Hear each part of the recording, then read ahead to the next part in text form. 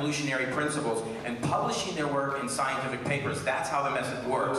I know of no scientific papers that have come out of Dinosaur Adventureland that have appeared in Nature or Science or Cell or any of the other major publications. Now, hang on, that said, let's move on to the questions. None of this slap and run stuff, okay? One comment at a time, okay? If you want to use that as evidence, you have got to be kidding. The fact that nobody publishes in a science journal that believes in creation might prove there's some big blackout on creationist information, just like the Soviet Union wouldn't publish an article about capitalism 10 years ago.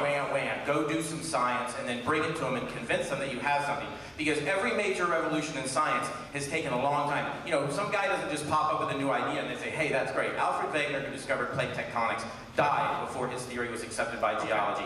If you want to go there, let's move on. We don't have time for that tonight, but we can go there. Let's move on to my question. Watch my video number 7. I've seen all your videos over and over again. Yeah, you're going to get you converted. I really am.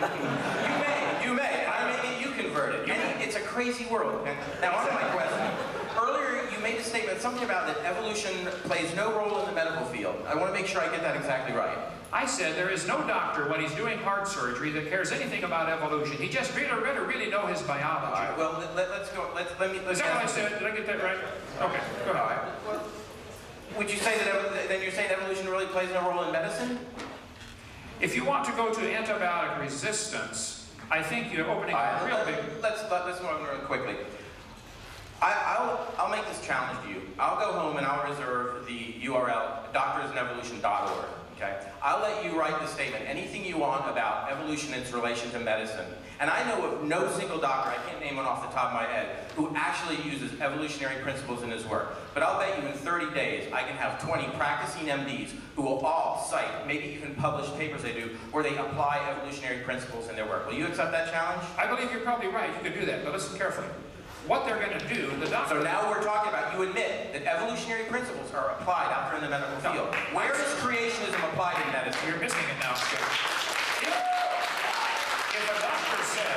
If a doctor writes a paper for your website that says, I use evolution in my practice, ask him specifically what he means. When he's doing surgery on somebody, he doesn't care. Or why are you limited only to surgery? And if I can find a surgeon who actually says, yes, I do use it, okay. Will you then retract the statement you made tonight on your website? Skip, you could probably find a surgeon that believes, life came from Mars, or that there are little green men, living under the White House. And you could also probably find one that believes the Earth is only 6,000 years old. You probably can. I bet I can find a lot of those. All right, let's move on. So the point is... So you're not accepting the challenge, is that it? I don't think it's a challenge.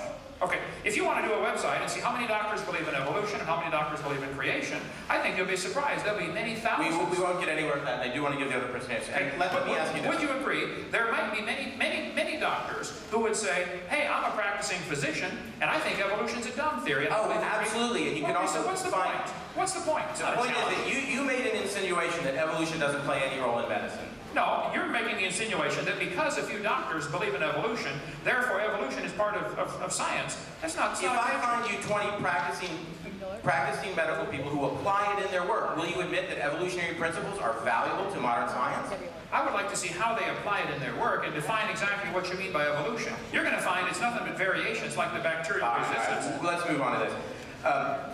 Several times you say up there that Haeckel was convicted of fraud by his university, correct? 6 professors, University of Jena, 1875. Okay. If I can produce scholarly work to disprove that, will you quit making that claim? I would like to see that corrected. I've seen several sources that say that's correct. Maybe 1874. Is that what you're saying instead of 75? Did I get the No, it's actually documented all throughout the historical record. If I can produce enough work and we can post this on a common website, will you quit making the claim? I'm not defending Haeckel. I will make, anybody that corrects me, if they can show something that I'm making that's inaccurate, I will correct it. Will you correct it? Do you teach that the vestigial organs is evidence for evolution, or the whale has a vestigial pelvis? Does your website teach some of these evidences I gave tonight as lies? Are you going to correct that website?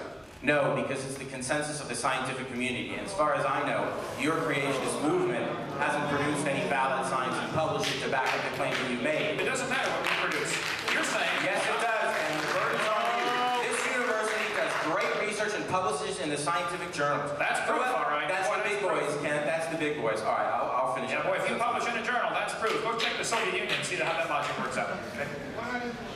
Hi, my name is Laura Coulter. I'm an attorney. I'm not a scientist, but some of my best friends are scientists. So I just want to make one small, quick point. Okay. You'll be gentle with me, I'm a little nervous. I believe I heard you say earlier that things that you can't observe directly, like sea lions losing their limbs as they move into the water, over time, those kinds of things are fairy tales. Is that correct? Well, no, he said, if a sea lion keeps going back to the water, which they do, that's going to prove that they, are losing legs and gaining fins. That's proof that sea lions are designed to live in water like they do. They do pretty good in the water, how was it that you described that it was a fairy tale? Well, he was talking about how whales came from some kind of land-based animal and moved into the water and lost their legs. I said, well, you can believe that, but that's not, we don't observe that. And why we don't observe that, so it's a fairy tale, right? It's something that takes place in the imagination. I see. People believe these animals make these changes. They never see them. Because they're not directly observed. Well, right. Right. So if it takes millions of years, it's now not part of science, it's part of a fairy tale. So it's occurred to me that you've been making this claim multiple times through the evening that things that are not directly observed are not scientific. That's the definition of science. It's observable, testable. But science actually consists of a lot of things that are not directly observed, that are indirectly observed and are inferential. So I'm just going to leave that at that, but I would actually like to say that you're actually being inconsistent, because earlier you said that the Genesis story was a good story and that the Bible was a good story, and I don't think that you are 6,000 years old, so I don't think that you have directly observed. Well, I'm a very new lawyer. I'm not asking for the Genesis account to be taught. No, but I would like you to distinguish it from a fairy tale, because you've said that things that are not directly observable are not science and are therefore fairy tales. And I would like you to distinguish the Genesis account of creation from a fairy tale. The difference we have with the Genesis account is we have an eyewitness observing.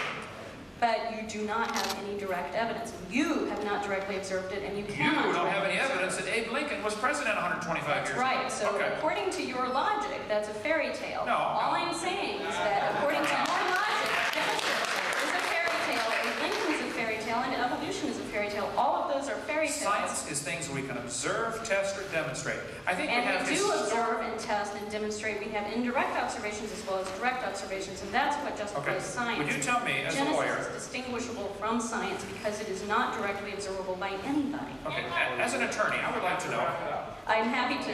What is your best evidence for evolution?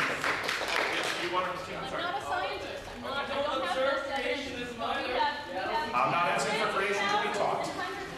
Why it's called religion? Woven together a wide tissue of science. I know it's a huge fairy tale. I agree. We got to work on this, and I'm working on it. Okay? Conspiracy, and I'm not. It's a big conspiracy. You're right. Go ahead. Last question. We're gonna have to quit. Oh, I got to get the next guy though. I mean, we got to be out of here in 6 minutes. Yeah. Well, there's enough of us we can hold the janitors out. Okay. Hurry. Go ahead. I'm Sarah, and so I just want to ask a question.